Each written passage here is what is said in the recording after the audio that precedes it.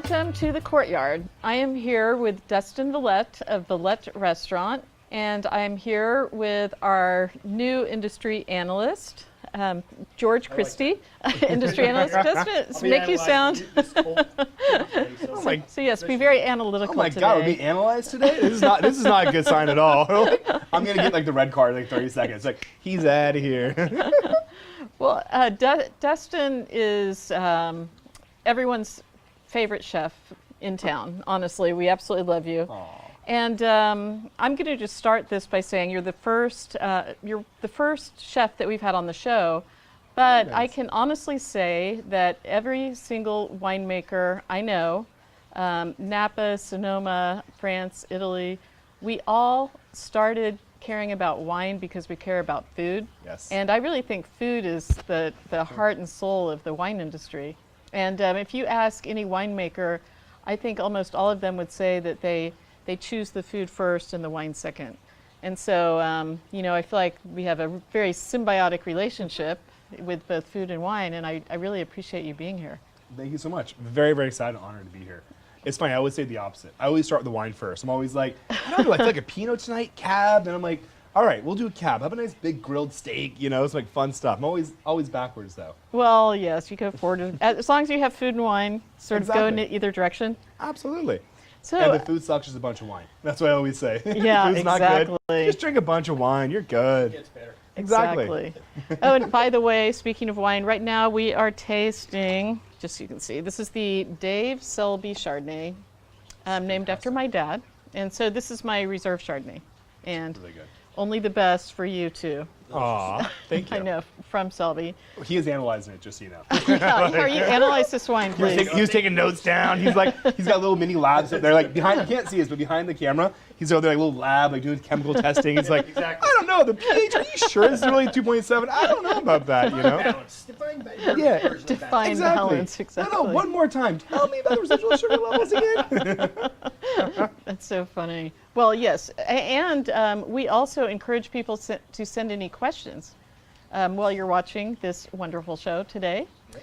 So in the title, I put local because I absolutely love the fact that you grew up in Geyserville. I did. The big town of Geyserville. We got to preface this first.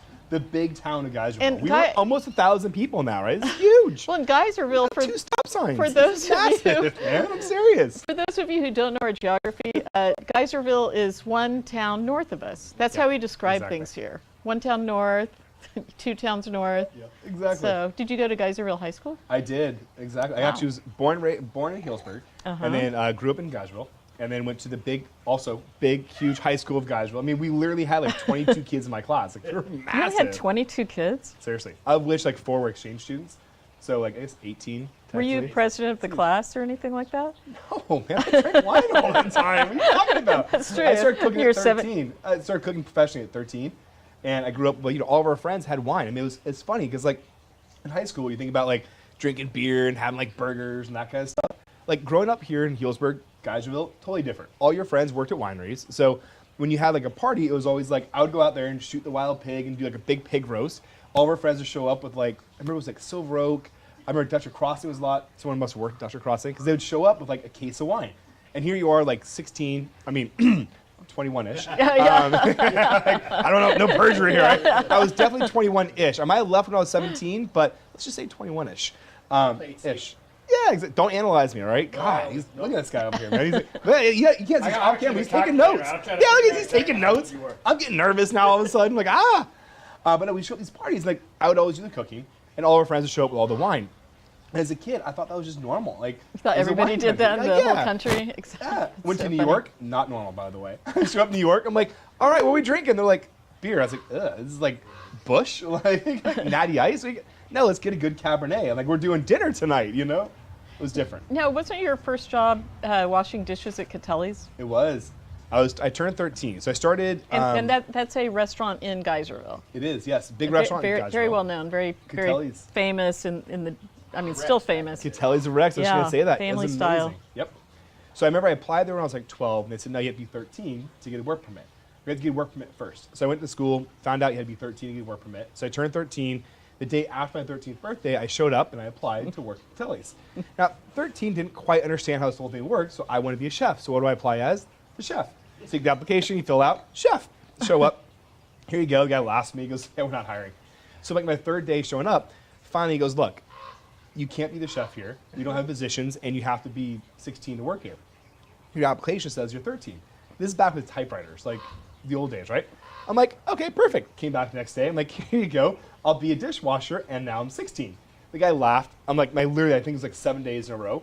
Finally, they hired me as a busboy, which was, I thought was huge. I finally got the door. Closer to food. It was closer to food. And then I finally got promoted to dishwasher. Like, that was a big day. I was like, I did it for like 3 weeks, and they were pretty much like, you can go wash dishes. Like, yes, finally wash dishes. That's very Mark Twainish. I know. I was excited. I loved it. And then I got a big promotion after like 6 months to pot and pan washer. That was legit. Like, because then as a pot and pan washer, you'd also like chop up vegetables. Like, you'd actually touch food, and it was very exciting. So that was my first job at 13. What was the first dish you cooked? Were you like 6 or something? As you guys can tell, the camera does not add 40 pounds, by the way. This is me. Or let me say, lose 40. I started eating as a young kid. I love food. Absolutely love food. As a kid, I remember being, like 5 and 6, up on like my dad had an old chair. And I would sit on the chair and cook omelets. That was my first thing, was making omelets. And I loved it because both my parents worked. My dad flies for Cal Fire, still does. My mom used to fly for Reach Metaplane, their ambulance service. And the thing of our family was we were a French-style family. You know, great-grandfather came from France, and we were always excited about our French heritage. So we'd always have wine with dinner. And even as a kid, you get this much wine. I think you gave me a short pour, by the way. That's why I'm almost out of wine. But you get like this much wine and the rest water. So as a kid, it was, a little bit of water, a little bit of wine, a lot of water. And it was just this kind of camaraderie, everyone kind of coming together. Everybody sitting around the Pete table. Segacio said the same thing. Really? That's how he grew up, was the wine and the water. Now, in Texas, they just give us straight wine. No bourbon? Maybe a little bourbon now and then, but no, that's great. Well, I remember as a kid, like my dad, who is probably not watching because he's not the most tech-savvy person, he still calls it the interweb, just so you guys know. The interweb. Interweb. I'm like, oh, Bob, such and such, on the web. He's like, oh, the interweb thing? I'm like, yes, that's exactly what it is. The interweb thing. The interweb thing. And well, after this, it will be on the television machine. So those are fancy. I don't think he has one, actually. Wow. I grew up without a TV. It wasn't our thing. So you went to CIA in Hyde Park? I did. Yep. Graduated. I love cooking. What a cool place. My sister went there. I used to visit. I was living in D.C. Yeah. It's such a cool, the whole environment. It's amazing. So much camaraderie and just that history around there. Just like the size of the building, like I know. Just every piece of it, just massive and just awe-inspiring. So was it intimidating for you going from little tiny Geyserville and now you're in New York? I mean, it must have been. It was crazy. Culture shock. Right? It was. I grew up in Geyserville, and I remember as a kid, I always wanted to, you grew up in Geyserville, I wanted to kind of explore different stuff, and I was very fortunate to be able to graduate high school kind of early, and I literally was like, okay, here I am, West Coast, Healdsburg, Geyserville. I'm like, I want to go here, Manhattan. So I literally put all my stuff in a suitcase and went to Manhattan, and I literally showed up, sight unseen, and got to, I think, Newark, wherever I was, got a taxi. I'm like, I want to go to Manhattan. And literally got there, and I was like, holy beep. And I was like, that is huge. Just it's crazy everywhere. The first time. It was insane. It was so much fun. But yeah, I loved it. I love it. And that's the beauty of what we do. What I'm able to do as a chef is food and wine, it's all interconnected. Mm-hmm. And be able as a chef to go to different places, go to different restaurants, and kind of immerse yourself in that culture. Absolutely loved it. I love the East Coast. I loved just that history. I mean, here in the West Coast, I love California. I love the weather. I love where we are. Just every part of California is amazing. The big redwoods, the rugged coast. But you go to the East Coast and there's history. The history is amazing. It's amazing. You get out there and you're like, this is the original, most this is back from the 1800s. I mean, 1700s, 1600s. Well, and when it gets old, they don't tear it down. Exactly. They restore it. It is. They keep it going. It's very really inspiring. I love it out there. And where did you, I think I read that you were in Honolulu for a short period of time. I was. I think it's what I read in my bio. Oh, well, it's interesting. Did he analyze my bio? Is that it? He's like, I'm going to analyze his bio. Hello, today he went to. Well, I mean, you had a lot of life experiences before coming back here. So you're in New York. I went to New York. So I went everywhere. So I went to New York, LA, back to New York. And then from there, I went to New York to San Francisco for a little bit. Then went up to Bouchon French Laundry. Mm-hmm. Then from there, I turned 21, my 21st birthday. and I was working, and it dawned on me, like, I never had a vacation since I was a kid. Like, there's always, work, or school. And I was like, someone asked me, I think I had 1 or 2 or 12 glasses of wine. And they're like, what are you going to do for, your next birthday? And I was like, I'm going to Hawaii. Just arbitrarily said that. So packed all my stuff in a suitcase and went to Hawaii. You're saying this was on your 21st birthday? 21st, yeah. So you had already done all the Back and forth. traversing Yeah. in parts of the country? Everywhere. Yeah, so in Hawaii for... So it's like you're living in dog years. I know, right? I know, it feels like... This used to be called aggressively blonde. Now it's just, yeah, it's great. I got to admit, all right, fine, it's great. Yeah. Oh, yes, please. Pour you a little Definitely. Chardonnay here. I think more stories will start coming out here pretty soon now. Exactly. How are you over there, George? I I think you need to analyze some more wine, Yes, right? I do. There you go. Yeah, so I was in Hawaii for a while, absolutely loved it. And like the whole thing is I picked all these different regions to go to in my career because I wanted to kind of immerse myself in that cuisine, that culture. Hawaii, at the time was at Bouchon Laundry, and I absolutely loved it. But you think about what Napa Valley is, what Sonoma County is, it's this, it's charcuterie, it's cheese, it's family, it's wine, it's classic European style. And I always knew I wanted to come back home, but I thought it'd be great to go out to Hawaii and learn something totally different. Learn about fresh fish, learn about a different approach to cuisine. I was there for 2 years, absolutely loved it. And then from there, I got a call to go back to San Francisco, and I went to Aqua. So I left Hawaii, which is hard to leave, by the way. Just for the record. I love Honolulu. Seriously, I loved it. I had this great house. I could wake up every morning, sit on the beach. I would drink Mai Tais. Like, oh, look, it's 12:15. It's time for a Mai Tai. It was great. I mean, not that I drink a Mai Tai at 12:15, but if I did, it was 12:15 and time for Mai Tai. Then went back to Aqua for a while. And then from there, we went to Italy, France.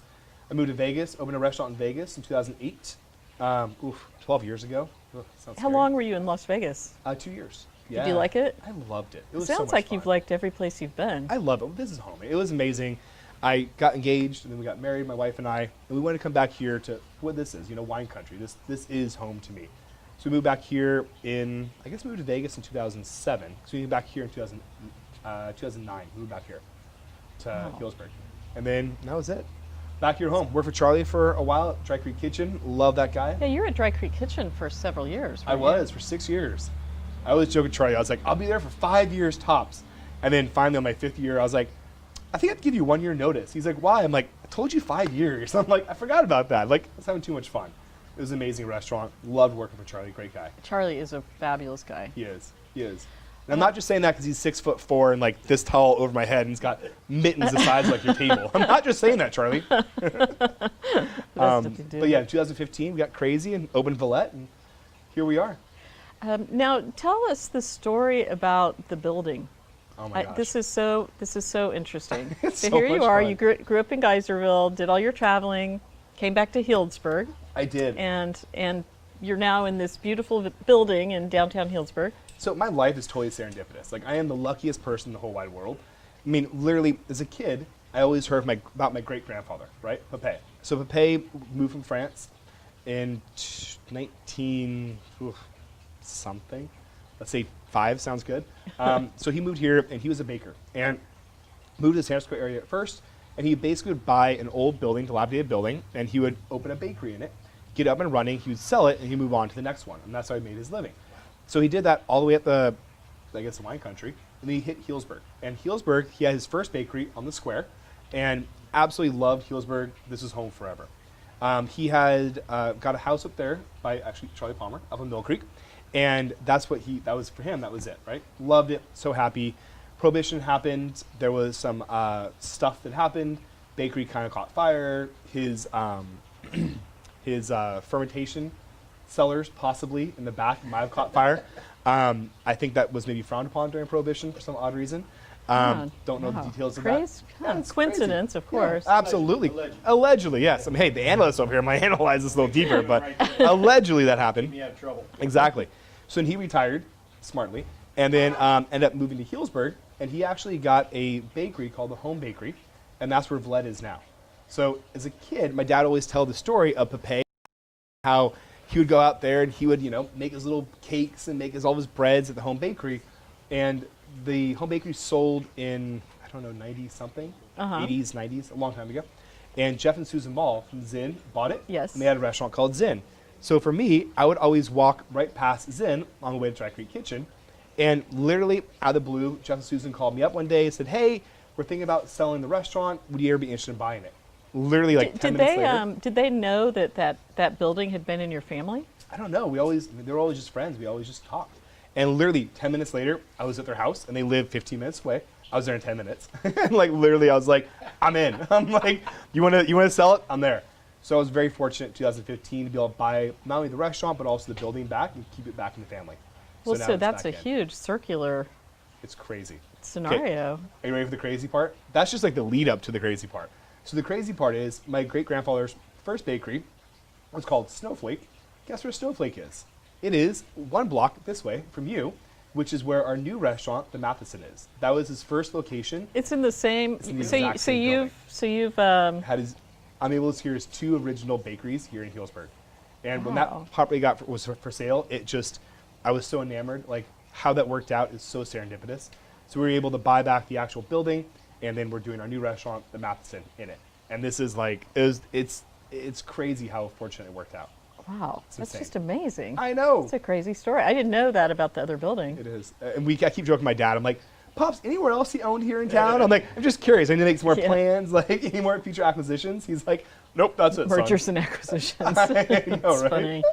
Just making sure, you know?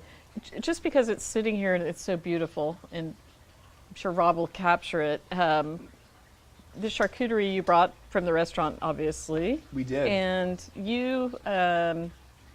you're involved in the curing of the meats.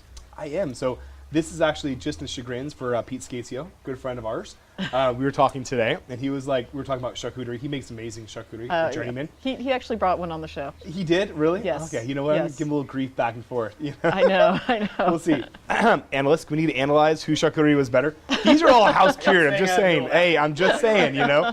We're just saying. I'll do the Vanna White. Ooh, ah. It's beautiful. Thank you. I was just wondering what we should have with the Chardonnay as well, but go on and Okay. describe the... Absolutely. So we have this is all house cured charcuterie.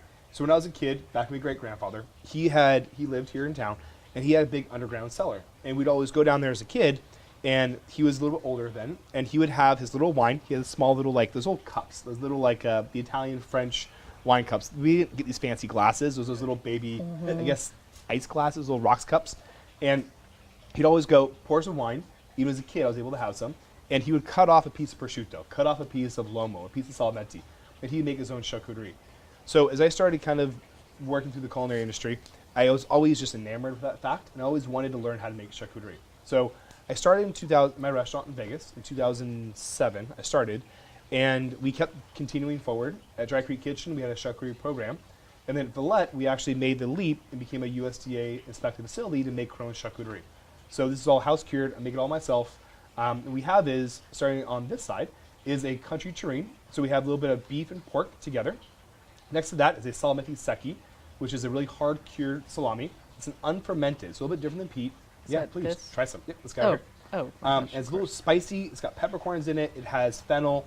Really, really good and really delicious. And also kind of different. So we actually take it, we lightly smoke it. You'll get that salty, sweet, smoky flavor in it.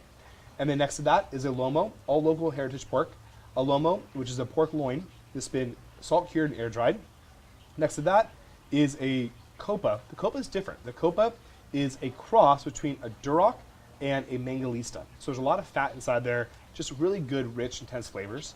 House-made pickles, olives, homemade mustards, and a couple local cheeses from Bohemian Creamery. Wow, this is delicious. One of the things I learned from Pete Segasio is that the spicier meats work well with white wines. They really do. And the Copa tends to be a good red wine. Yep. Absolutely. A lot of that's fat. So think about that's what I love about wine. Like you talked about how you start with your dish and you pair your wines.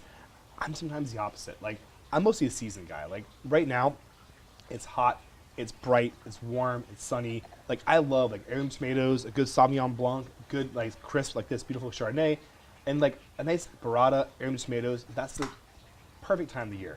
On the opposite side of that, when all of a sudden when it starts raining and it's cold and it's just that dreary, cold outside, I love doing a good Cabernet, a good I agree. Ossobuco, a good oxtail, good braised hearty dishes.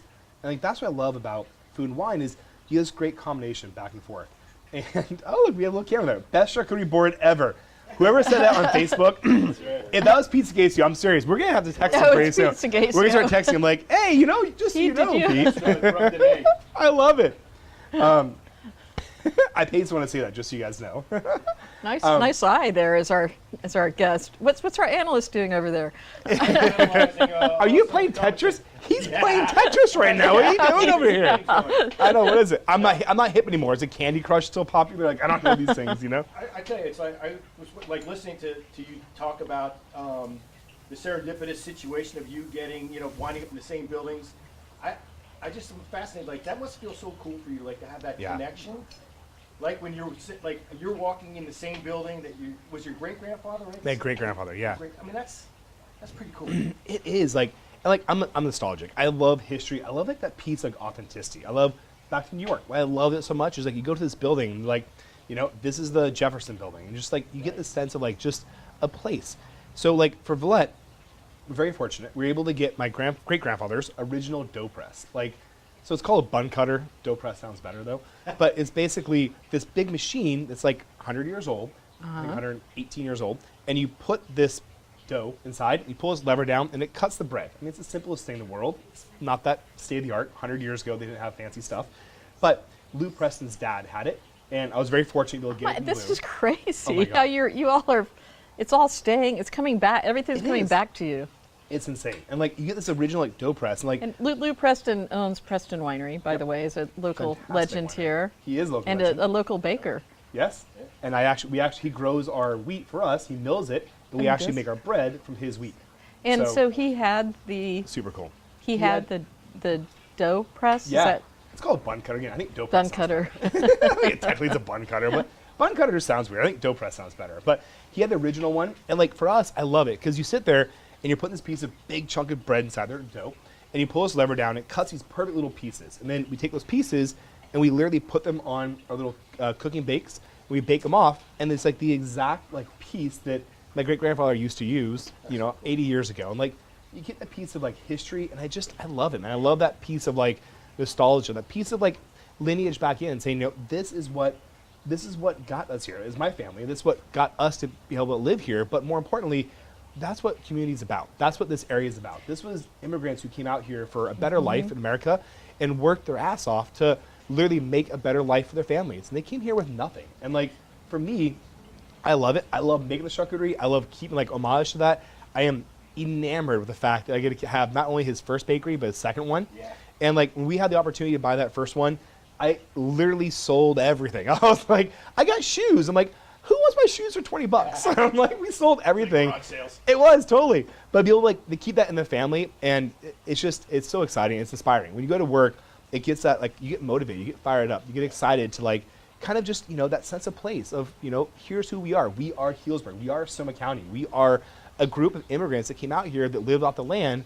That with this beautiful, gorgeous climate, and here we are, still doing the same thing. Literally lived off the land, made wine. The whole thing. And ate food. It was fantastic. And that's why we do charcuterie 20 minutes later. And I'm not long-winded at all, by the way, but 20 minutes later, that's why we do charcuterie, to kind of pay homage back to that, back to my great-grandparents, and back to our family lineage, and everyone else is out here. Well, and you're also very, it's the slow food concept of honoring the animal and having animals that live well and are healthy and taken care of. It's a great concept. I think Dusky Esty says it best. It's like, she always says, it's all about living, raising animals, and unfortunately slaughtering. I'm saying it's having a great life and one bad day. it's just that one bad day. Besides that, great life, one bad day. It's kind of cool. But that's what this area is about. I mean, this is. It is. It's a farming community. We're a farming community. Our biggest natural resource out here is agriculture, right? Our biggest gross producer out here is agriculture. And you really sit back and you say that so much of what we have is that old world style of eating, drinking, having wine, having dinner together, breaking bread. I mean, this right here, like this to me is the best part of Sonoma County, of Healdsburg. Oh, it's what we're all about. I think that's one of the hardest things about what we've been going through this year is not being able to get together. Oh, because of COVID? Yeah. The way that we've been accustomed to, and that it's hard. It's sort of what it's so great but about it's Yeah, I agree with you, but honestly, I'm not even joking. It's amazing how we've managed to still make it happen. It's called wine. I mean, we do. We still manage. You can't hear us right now, by the way, out there, but there's like 18 people in the background all going, woo, cheers! And they're all 6 feet apart. Oh yeah. There's like a 100-foot line down here, yes. Oh yeah, we practice social distancing here, but we're gonna enjoy food and wine through this pandemic. Absolutely. Yeah. Unquestionably. But I mean, that's the best part. You think about all the craziness going on, you know? Not to get very political, like last night's debate, the fires right now to the east of us, all the crazy things going on. But well, we gotta sit back and just enjoy this moment. Sit back and really say, of all the crazy things going on, how fortunate are we to be able to sit here, have amazing wine, salty meats, and literally just have that moment and cherish it with family and friends.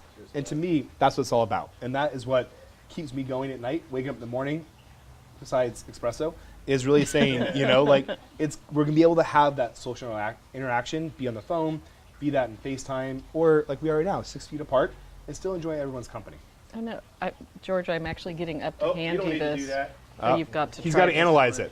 Yes, and analyze it here. You can keep that. I just want you to. Well, thank you. It is amazing with the Chardonnay. Isn't that good? It's So good. delicious. It is. I didn't want to touch it. Do you see I'm being COVID sensitive? I like it. Appreciate that. So like it. let's talk about the people behind your restaurant. Absolutely. I think we have some video Are we going to video? or some. Oh, we have some photos. I like it. All right, we're gonna cut. Is that what we're doing?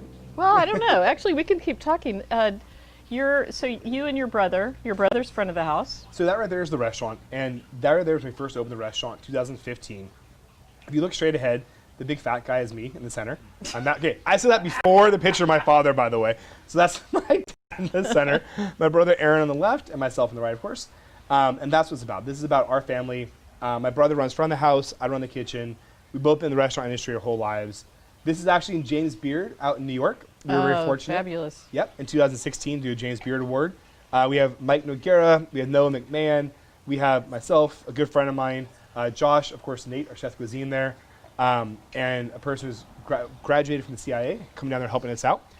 This right here is at the restaurant. That's the charcuterie we're talking about. So beautiful, all right up the there. display. Thank you. And that was Nate on the right, and then Alec on the left, and then myself in the center. And that's our charcuterie. That's where we actually make all the charcuterie at the restaurant. Another picture of the restaurant. That painting, by the way, is the one replica that was able to be made of the original, the Sodioli Market. That was actually given to Myra Hoffner, and she gave that to Wade on their anniversary, and she helped design some of the elements of the restaurant, and she actually gifted that to us when we first opened And the Myra's restaurant. a famous designer who passed away. She did, And unfortunately, yeah. wonderful. Oh, That's okay. our Now ahi we're crudo. looking So we at swat dishes. olives, a sous vide egg yolk, a little piece of focaccia, and a little local chives we used to grow in the garden. That is a duo of hamachi, unless I'm seeing double. How much have I had to drink, by the way? That's it. All right. That's it. I'm cut off. I need a coffee. Can I please get an espresso? A trio of duck. On the left-hand side is a cured smoked duck breast, a little bit of black quinoa, a foie gras, a Pinot Noir poached foie gras, and then a duck leg rillette on the right-hand side. Our charcuterie and cheese. That's it. That's the official charcuterie and cheese plate of the restaurant. Same one you had. All local stuff. Fantastic local mustards. Our scallops on crew, Oh, and the that's us. scallops. That is a very famous dish. Didn't you develop that dish when you were at Charlie's? I did. So It is. Charlie, It's the best scallop dish You took that with you. ever. I did. You'll love this. So if Charlie's listening or watching, this is my favorite story. So Charlie and I are sitting there, and I had a restaurant in Vegas. I moved back to town. I was all ambitious. I'm like, I'm opening a restaurant here in Healdsburg. And I was just moved to town. I was like, too many things going on in life. We're trying to remodel a house. So Charlie's like, you know what? Come hang out with me for a while at the restaurant and just hang out. So we're sitting there chatting, drinking some wine, and we were talking about just food. And he's like, well, make me something. It's just for us to taste. So we made this. I made my scallops on crew. So here we are, this little baby scallops, and we're sitting there. And if you ever met Charlie, he's not really the smallest person. He's a little bigger than me, a little taller than me. And literally we're sitting there, these two guys, and I swear to God, our little pot, the first one I had, was like this big. This little baby, gorgeous, beautiful copper Le Creuset pot, and I had these little scallops on crew. And here's me and Charlie, like literally two dudes, and we're talking. Like your hands are cooking. too big for Yeah, and we were sitting there, and I was like, I come out, and I pour it in there, and I take the first little bite. I'm like, that's good. right? So here's me and Charlie. And we're both like this, like hunkered over the top of it. These big old mittens inside there. We're fighting over us. And this pot must have been like this big. It was the funniest thing ever. So ended up running the restaurant for Charlie for 6 years. And that was one of my signature dishes. So when I left, we sat down, we talked about, I gave him 1 year notice. And one of the first things he said was, "Are you the scallops?" He's like, "Should that go with you or should that stay here?"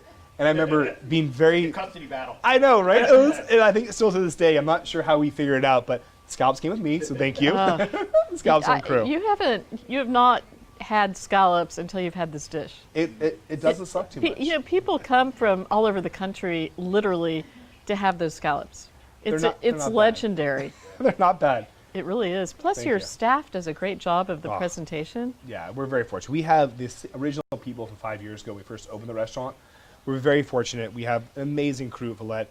And we're fortunate to be able to get people who are passionate about food, wine, community, this area, and really just be passionate about what we are, who we are, just that sense of hospitality. We are so very fortunate to have that right now. And I can't put into words. I mean, it's just, you come to work and you talk about your great-grandfather's building, you talk about just that excitement of wanting to come to work. And we have a restaurant full of people who want to come in, people who want to, you know, do their best. And it's inspiring to come in and having people who love what they do, love showing their passion, love showing off their craft. And it's just, it gets me all warm and fuzzy inside. You know, one of the things that I love about Valette as well is like first of all, I don't know how you do it because the kitchen's not exactly huge, right? So it's small, but it's right there. So you're right in the dining room preparing the food. I mean, it's just awesome. Yeah, it's like a big chef's table kind of environment. That's the best part. Like, so we remodeled our house, right? And that's when I first came back to town. We got an old house, remodeled it. And like the first thing I did was I wanted the kitchen to be interactive. I wanted people to come in and think about this right here. Like, if this wasn't COVID and we weren't on TV right now, we'd probably be around like your kitchen table. Like, it's just a natural hangout. And we wanted... Yeah, we'd still be eating and drinking. I know, right? Exactly. Yeah, in a kitchen. The handheld camera would be like, "Hey, look, they're eating, drinking way too much over there." But like, the best part is like, that's what you do. You come in, you go to someone's house, you have food, you have wine.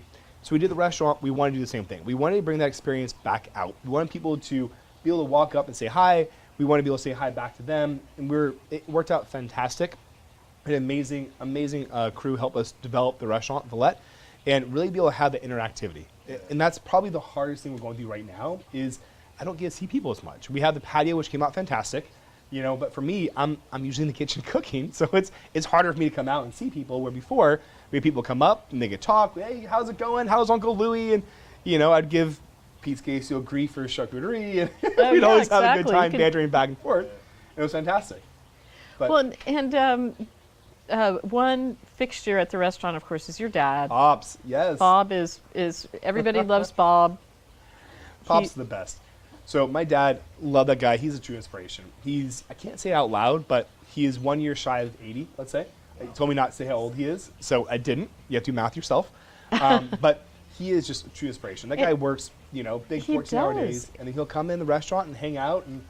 But you know what? Honestly, I think also he has a pretty good life. Like, when I grow up, I want to be like him. Like, literally, you walk around, you drink all this wine, you hang out, have a good time, and then all of a sudden, it's like 10 o'clock. He's like, "All right, son, got to go home." You know, and just leaves. Like, same thing with my kids. When he watches my kids, the same thing. He'll hang out with the kids for like 10 minutes, and he'd be like, "I think it's time to go home," and just leave. I'm like, "You're supposed to watch my kids for an hour. Like, what's going on?" "Nope, I'm all done." Well, you know, it's funny when you were talking about, you were telling us your story in the beginning about all these things you did before you were 21, which I thought was like incredibly brave, right? But and I did a little research. I knew we were going to be sitting with you today, and I learned that your father is a Cal Fire tanker pilot. He is, yeah. So he's pretty brave. So I know where your bravery comes from, and your mother's a pilot as well, right? Yeah, she used to be. She used to fly. So my dad flies the tankers. That's crazy. Drops retarded. It's insane. Like, these guys are flying 50 feet as high as that tree. Like, I went up, not his tanker, a different airplane one time, and we literally flew over, and he's like, "Let me show you how high we fly above trees." And you are literally at like the tip of these trees. It's insane. Like, I'm a pilot, and yeah, right there. Like, that's right there is how high you are. It's insane. And it's not like you're on level ground on, you know, like a grassy knoll. You're on trees, power lines. You're dodging trees. It is absolutely insane. And they're on fire, and there's smoke. I mean, little things like that, you know? And he was actively fighting the 17 fire. He was. Yeah, he does not know how to slow down. He goes nonstop every year. And then, yeah, my mom used to fly the Reach Metaplane, reach air ambulance service, which was also Metaplane. So if you got injured, you had to use an ambulance or like more of important, like a helicopter. Then they would actually put you in the helicopter, and she would fly you to, Did Kansas. she fly the helicopter? She had a little helicopter, mostly fixed wing. So she was the Metaplane, She which must was have been a one of the Cessna few 421. female pilots. Yeah, That is she's super badass. cool. She That is is. so badass. I know. I grew up in a family that was like, seriously, it was like the idea of that's too hard or don't do it just never came up. It was like, oh yeah, like as a kid, I remember I cut myself, and my dad's like, well, is it broken? I'm like, no, there's like blood everywhere. I was like 8 years old. He's like, so put duct tape on it. I'm like I was the idiot. I was like 8. I was like, all right, like duct tape. Like I still have the scar, and I was like, all right, Dad. Like I guess this is what we do. But yeah, it was great growing up in that style. Wow. A little that's harder impressive. generation back then. Yeah, definitely. Yeah. And your brother is the front of the house. He is. So we've both been restaurant our whole lives. He's always been front of the house. I've always been back of the house. Every year we got together at Christmas or Thanksgiving, we drink a little bit of wine, and we'd always be like, one day we're gonna open a restaurant in Healdsburg. And So that was 2015 something you happened. discussed like for years. You talked about doing Years, that. Yeah. Usually like the third or fourth glass of wine, it became a really good idea. The first glass of wine was like, yeah, that's a good idea. And like the third or fourth glass, or like the second bottle, like, yeah, wait, I do We're this. doing it. We're gonna do it tomorrow. We're Let's gonna do make it happen. Exactly. And in 2015, we're very fortunate to partner up and do Valette right now. Very Well, excited. well, it's a wonderful family story too. We actually are going to try a red, Fantastic. and we have a family member in your entourage here, on the couch. This is the Caligari 2016 I was like, I thought you were talking to me. I'm like, I didn't know that. I'm like looking around. I was like, all right, A Dad. family All right, member. talk Oh, to me, that's Pops. Like, speaking of my dad and his crazy days, anything you want to tell us? That's funny. Hello, yes, brother, I'd like you to sister? meet your Cousin? sister. Little reveal shows. Yeah, you reveal like one of your, Yeah, one of your exactly. siblings. I didn't know this was Jerry Springer. I thought this was Selby. That's funny. I was supposed to toss the wine. Now you tell me. I just down the rest of the wine. It's just optional. Yes, that's our natural dump bucket back there. I like it. That's why those plants are always so happy back there. That's So, right. Did you have Oh, like I an got it. inspiration like of, on the chef side that you said, I want to be like that, or somebody that, like I said, just somebody who inspired you to go down the path that you went on? I was very fortunate in my life. I was very lucky to be able to work with some amazing chefs, and I was always kind of a little bit driven, focused, and I always kind of I always picked the restaurant that was the hardest. So when I went to the Laundry Bouchon, like I remember I did all these stages, and I had an apartment in San Francisco, and it was 2000, God, 20 years ago. Ugh, it's scary. And I had an apartment in San Francisco for 3 months, and the people who lived there went like to Europe or something like that for 3 months, and I went to all these different restaurants, like Aqua, Massa's, Gary Danko, Fifth Floor, La Folie, Fleur de Lis, all the top restaurants. And like, I literally would walk in, and I was like, look, you guys got me for a week, right? It was usually, I think, 5 days. He had me for 5 days. And I was like, I'll wash dishes, I'll cook the line. I'm like, I have no money, I don't need to be paid. I'm like, but I was equally skinny back then. And I was like, I just need dinner. I'm like, just give me dinner and we call it even. And I did that to kind of find like the most challenging and most inspiring restaurant. And I walked into Bouchon in Napa, and this was 2000, when they were just getting started. I think they opened in 98 or 99.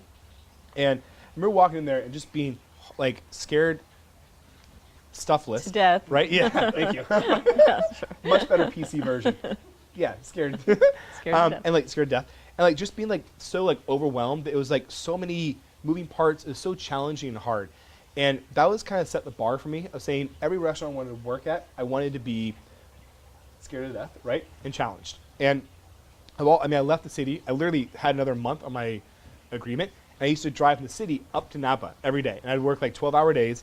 And like literally, I loved it. I loved like the scariness, like the challenge of doing it. So you like being outside your comfort level. Absolutely. Yeah, that's Absolutely. that's a It's the good best thing. part, right?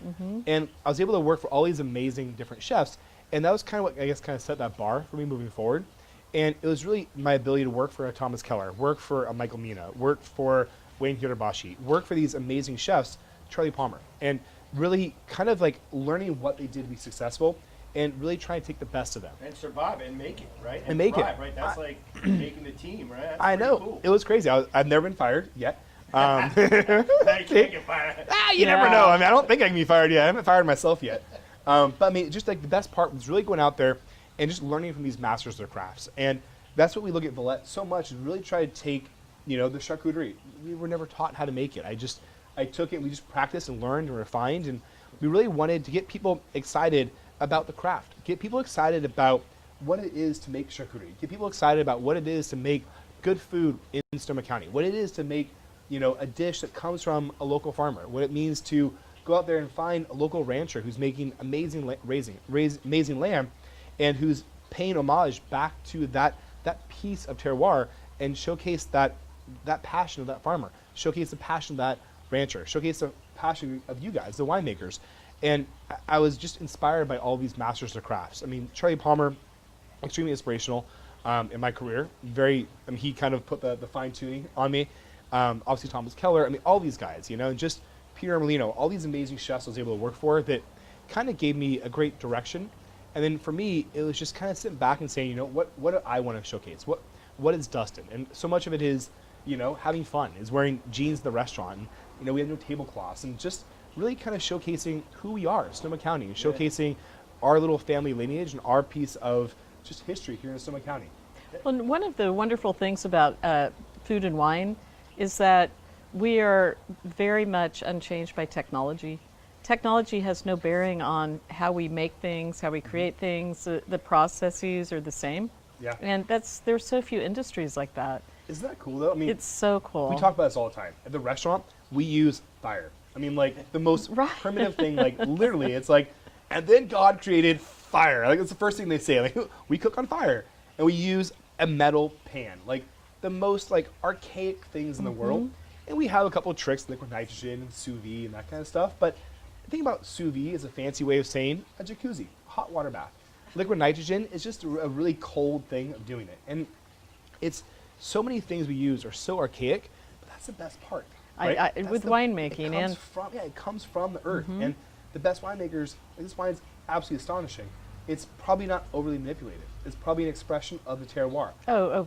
And that's the best part. It is, right? And it's all about the family that grows it. And I feel like I'm a good babysitter as a good winemaker, and as a chef, you're featuring the product as well. Yeah. The things I love about your food is that you don't complicate it too much. Yeah. You make it interesting and give it texture, but you don't complicate it to the point of not being able to really appreciate the core ingredients. George is nodding over there. No, I'm not, but we've had a couple of questions come in. He's analyzing this. He's analyzing this. He's analyzing this, and I'm also addressing some of the questions.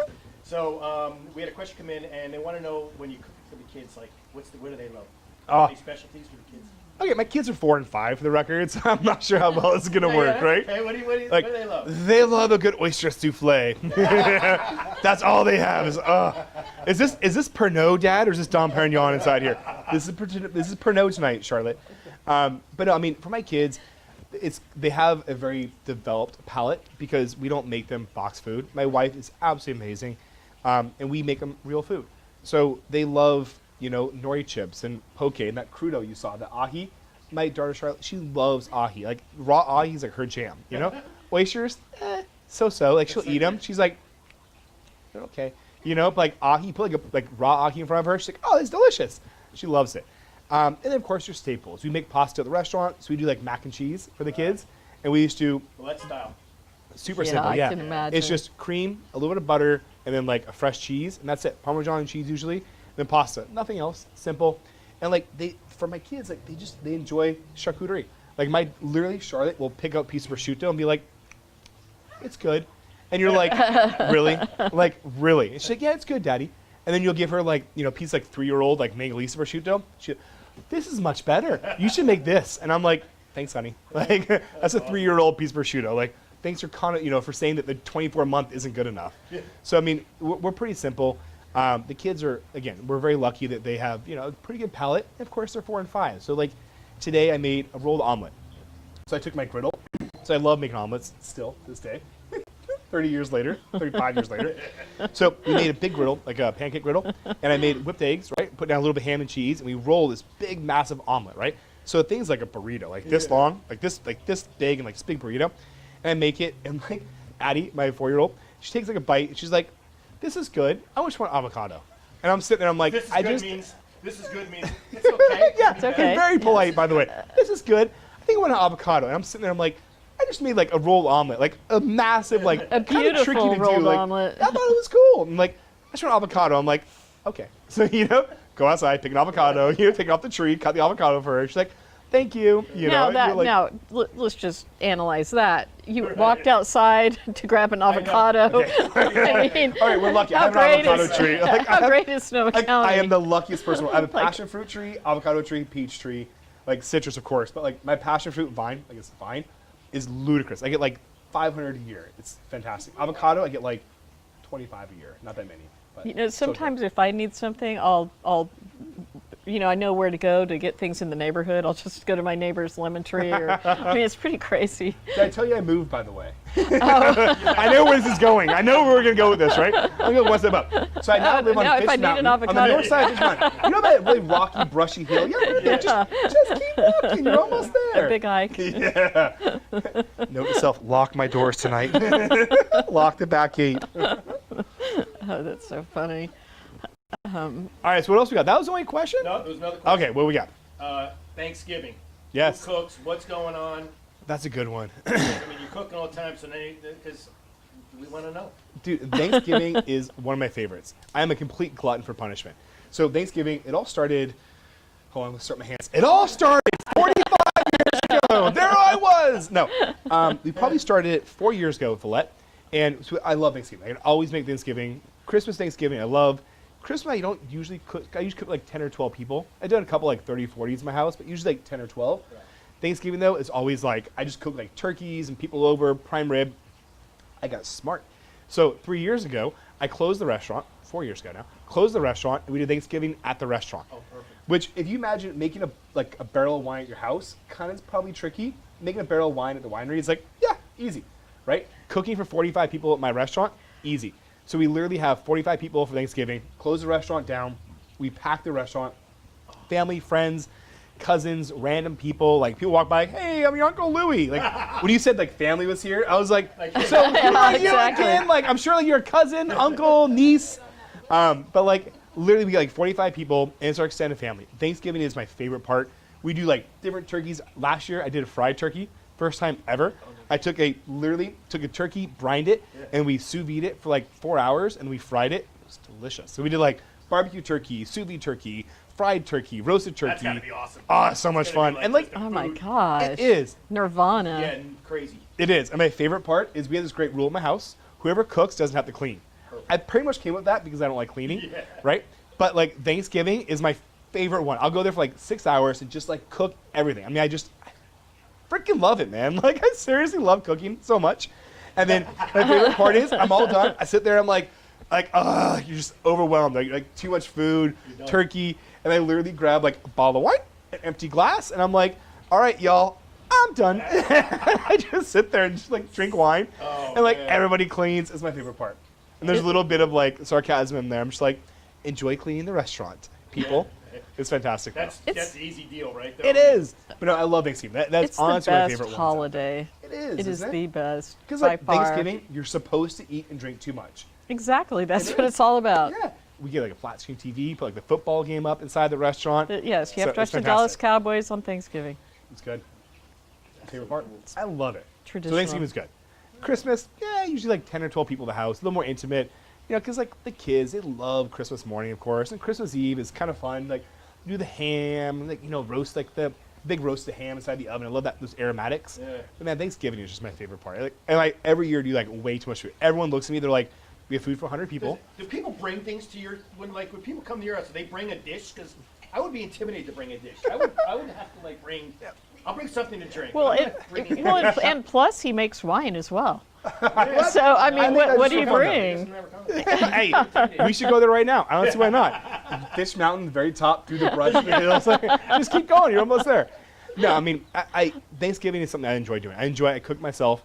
But I mean, it's still fun just like having like, the thing I love about other people's cooking is I love when someone does like a classic dish, like a classic recipe, or like something that's like near and dear to their heart. Like, I'll never forget 7 years ago, 7.5 to be precise, Patty Raffinelli, right? She made her marinara sauce, right? And like, or bolognese sauce, sorry. And it was just like so delicious. And we're sitting up there and having dinner at their house, me and my wife.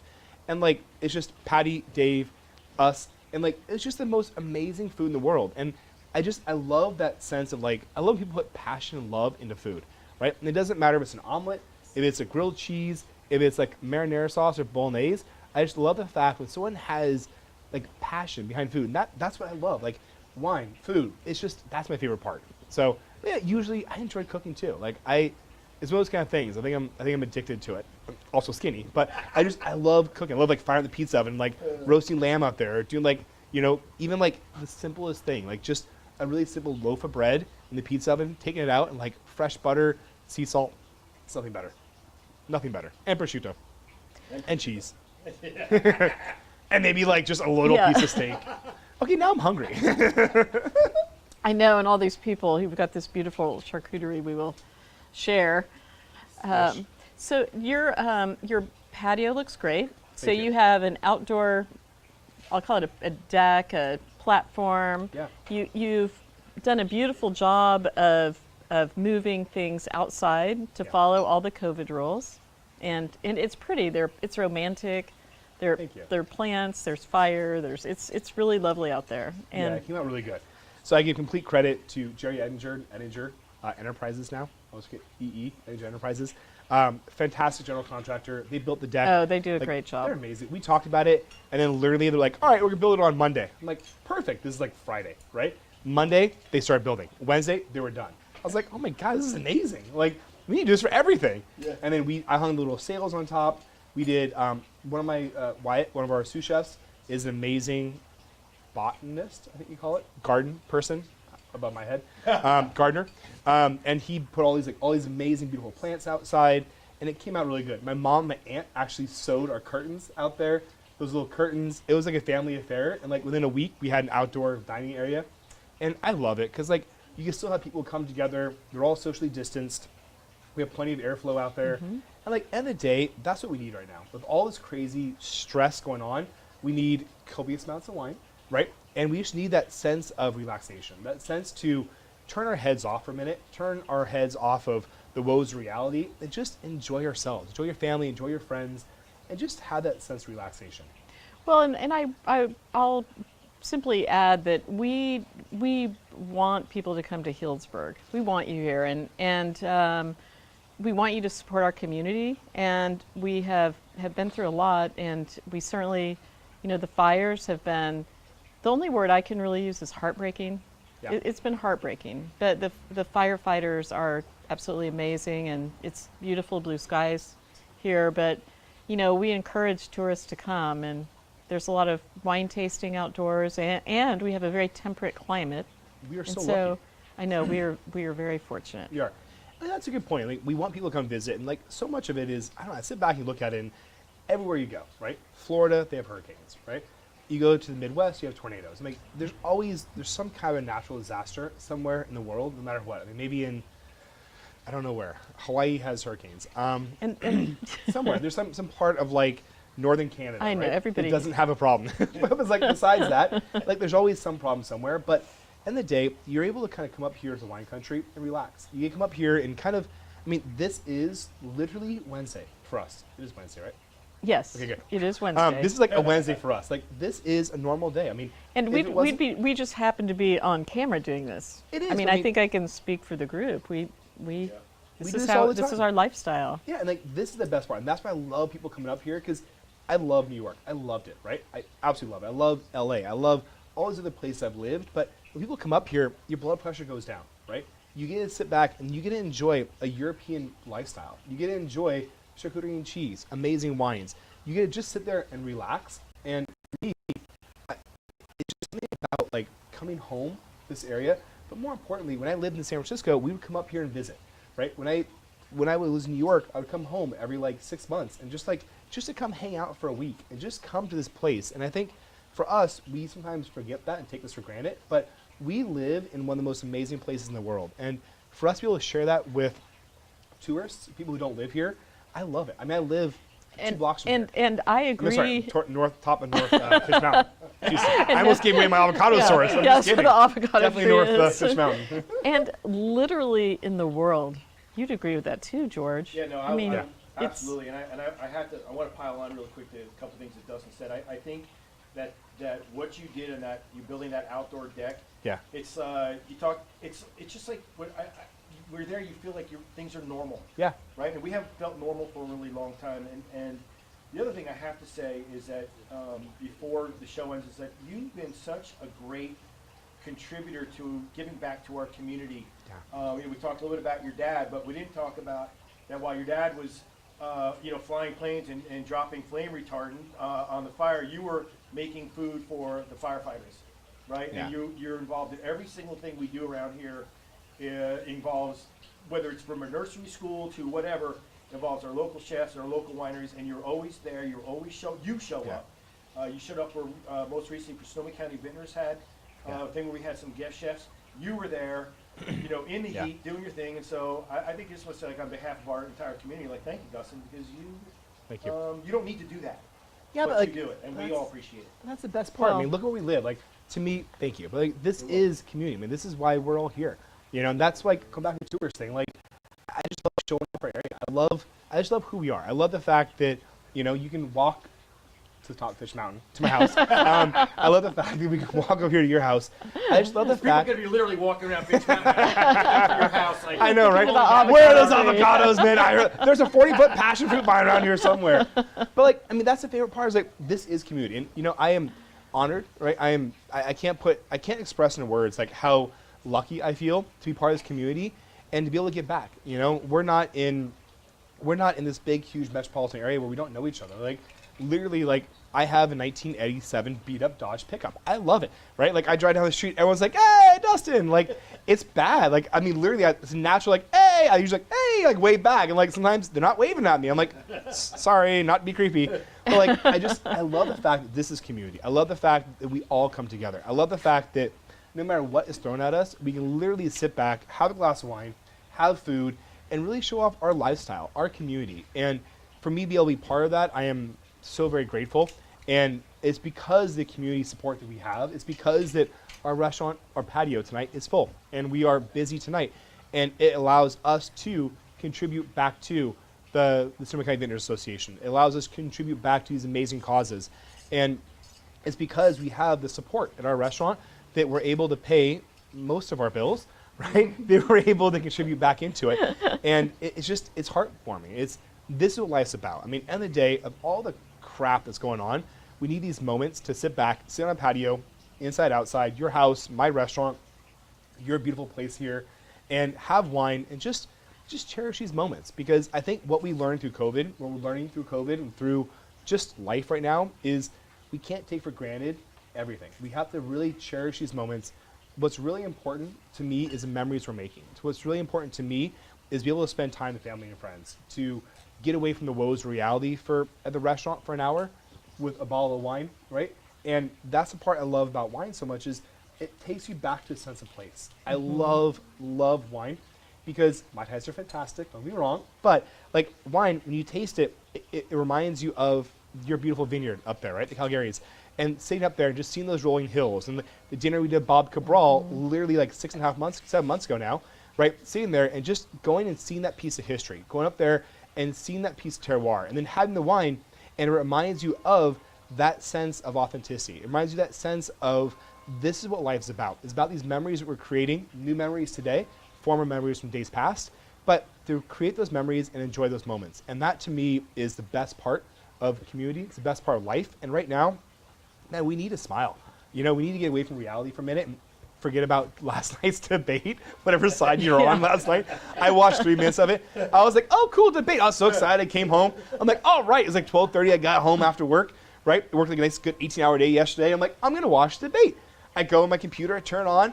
I'm like a minute and a half into it, and I was like, hold on. Glass of wine, right? I was a Maybe glass some of wine. charcuterie. About minute 3, I was like, click. I was like, and we're out. But like the thing is, you gotta sit back, you gotta cherish. I'm not political, so I didn't say which person I clicked it off for. No. I'm just saying collectively, I turned it off. But I mean, I think we have to enjoy these moments. And I think that's what, to me personally, COVID is reminding us of. And you go back to the inspiration we have going to my great grandfather's bakery, and we're very fortunate to be able to be from here. I'm very fortunate to be able to share a piece of something so passionate and important to me, and be able to share my great grandfather's original bakery. And that's what gets me so excited about our new project, is like we can welcome people in. We can have people come in, forget about life for an hour, hour and a half, have a glass of wine, help forget about life for an hour, Well, hour and a half. and create memories. And create memories. And again, that's the beauty of food and wine, I think, is it brings you back to that terroir, that sense of place. Well, thank you for sharing your passion with us. Absolutely. It was fabulous having you here. Thank you, George. Thank you for having me. Yeah. Wonderful to and look have at that. you. That's our garden right there on TV. I love it. Put your own peppers, the whole 9 yards. Oh, wait, do they have an address? That's my estate garden, totally different. Right across from the restaurant. You can't miss it. Okay. Oh, that's fantastic. I love it. Well, Excellent. thank you for everything. Do you have any parting things you want to say in terms of the future of Valette, other than everyone should come to Healdsburg and visit and get away from all the things that are happening in the world right now? I think so. I mean, I think that, again, I know I just said it, but like, I just think right now is the time for us to focus, sit back, and really understand what's important, right? I mean, this right here, we're going to go home tonight, and I'm going to smile. You know, like, it's going to make me feel good and happy. And this is what we need right now. We need those moments of enjoyment. We need those moments of just spending time with our family, our friends, and really sitting back and saying, this is what's important, right? All the crazy things going out there in the world, how fortunate are we that we get to have a moment right now and drink some amazing wine, thank you, from amazing vineyard, thank you, with fantastic friends, and really just cherish this moment. I think that, to me, is the one thing that I think we need to focus on.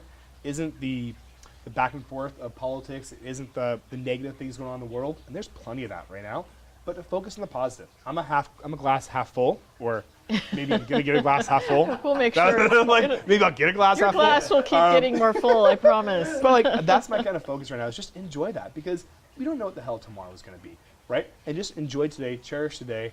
I love the fact that people get to come up here and enjoy Sonoma County, enjoy Healdsburg, enjoy our sense of relaxation, our special place, and I love sharing that. I love the fact that I can share my restaurant with patrons and people and friends. I love the fact that you've been there, and you've been there, and you guys have been there, and that's what makes me all warm and fuzzy inside. So, cheers, amazing wines. Thank you guys Cheers. so much for growing it, for making it, for analyzing it, and for drinking it. Cheers. Thank you so much. Well, Cheers. thank you so much, Dustin. And until next week, enjoy wine, enjoy life.